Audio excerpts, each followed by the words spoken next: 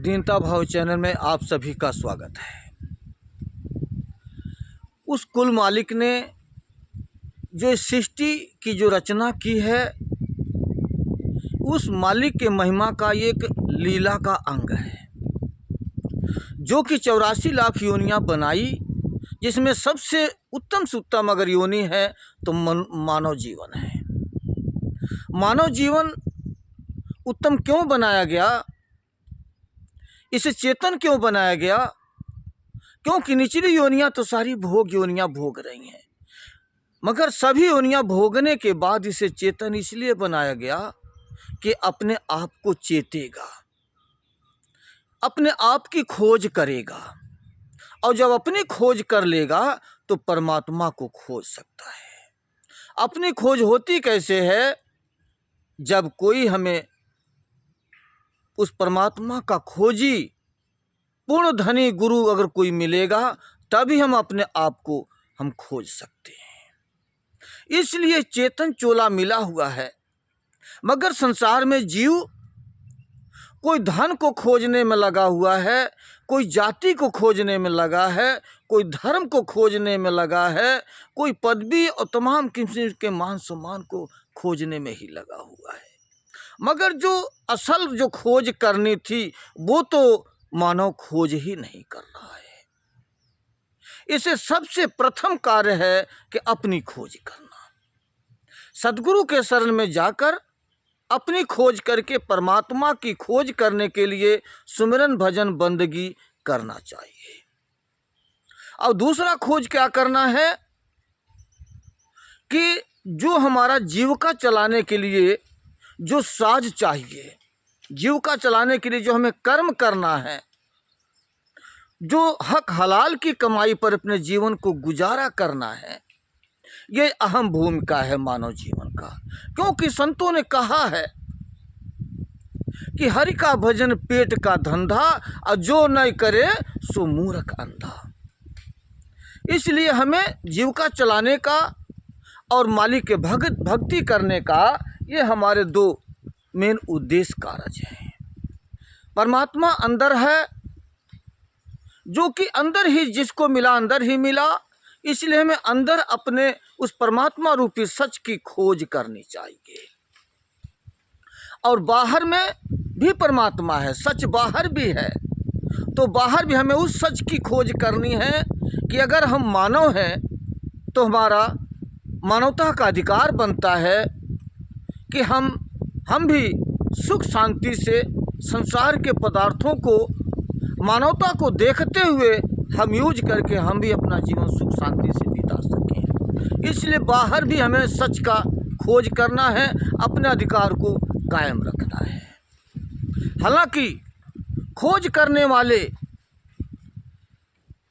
ऐसे इतने वैज्ञानिक हैं कि जल के अंदर खोज कर लेते हैं कि कितने जीव जल के अंदर हैं, क्या उनका परिणाम है, क्या उनका आकार है, पृथ्वी के अंदर कितने कितने तत्व हैं कि क्या क्या पृथ्वी के अंदर है, उसकी भी जीव खोज कर लेते हैं। और आकाश में क्या क्या उस कुल मालिक ने बनाया है, जो कि उस कुल मालिक के बनाने वाले चीज़ों को खोज करना तो विद्वानों को, वैज्ञानिक को खोज करना कोई इतना मुमकिन नहीं, नामुमकिन भी हो सकता है, क्योंकि मालिक के महिमा का कोई पार नहीं पा सकता। मगर फिर भी जहाँ तक बस चलता है इंसान खोजता है। मगर एक संत जो होता है वह भी एक वैज्ञानिकों में एक महावैज्ञानिक है। क्यों कि वैज्ञानिक तो सिर्फ इस धरती और जल थल आकाश का ही खोज करते हैं, मगर जो संत जो होता है, पूरे सद्गुरु का जो शिष्य होता है, वो उस परमात्मा की खोज में लगते हैं। और परमात्मा की खोज अगर लोगों ने किया नहीं होता, संतों महात्माओं ने, तो आज परमात्मा की भक्ति नहीं होती। इसलिए परमात्मा को खोजने वाले भी एक वैज्ञानिक हैं।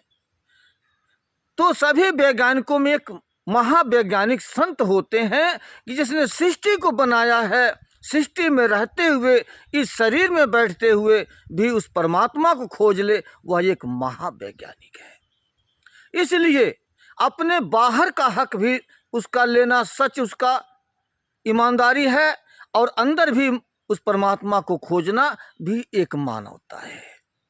क्योंकि संसार में जो भी जीव आए हैं सबका बराबर समानता का भाव है, ना किसी की कोई जाति है, ना ही किसी का कोई दूसरी धर्म है।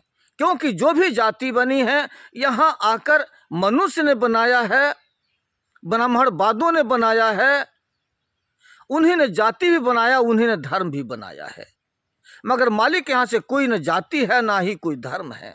और ये सच है कि सभी एक बराबर समानता है, कोई न ऊंचा है और ना ही कोई नीचा है। इसलिए समानता का भाव रहते हुए अगर संसार में हक सबका बरकरार बराबर का बनता है और सबको पूरा हक मिलना भी चाहिए। यही कारण है कि मैं आध्यात्मिक परमात्मा की खोज की भी वीडियो बनाता हूँ, और बाहर मानवता के रहने के नाते मानवता कायम रखने के लिए बाहर का हक का भी खोज में वीडियो बनाता हूँ।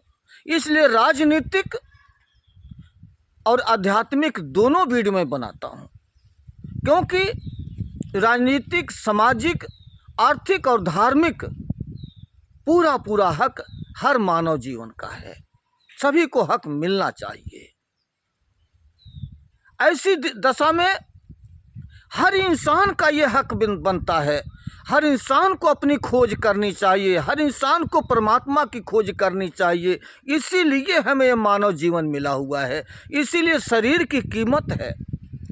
इसमें बैठी हुई आत्मा को उस परमात्मा से जोड़ने के लिए एक बीच की ये चैन है, ये कड़ी है मानव शरीर। इसीलिए हर संतों ने इस शरीर को बहुत बड़ा महिमा बताया है। नर नारायणी देह इस शरीर को बताया है कि जितने में पीर, पैगंबर, गुरु, सतगुरु जितने भी अवतार हुए सभी इसी नर नारायण शरीर में ही आए हैं।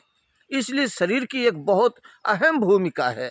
इस शरीर को अहम भूमिका को हर जीव को निभाना चाहिए, चाहे व्यक्ति बाहरी कोई काम करे या अंदर की आध्यात्मिक को अपनी खोज करे, मगर अपने मानवता को, सच्चे ईमान को आगे रखना चाहिए।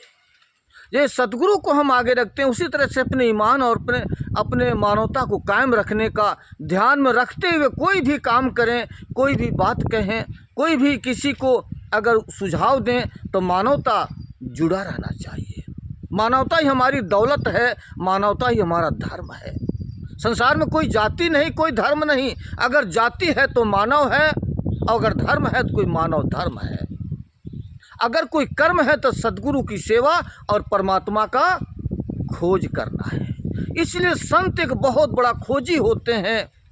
इसीलिए बाहर का खोज करना, अपने हक की खोज करना और अंदर आध्यात्मिक परमात्मा की खोज करना, यही एक मानवता है। इस मानवता को कायम रखना ही मानव धर्म है, और ज़्यादा न कहीं। अपने वाणी को यही विराम देते हुए मैं आप सबसे विदा चाहता हूँ। जय भीम, नमो बुद्धाय।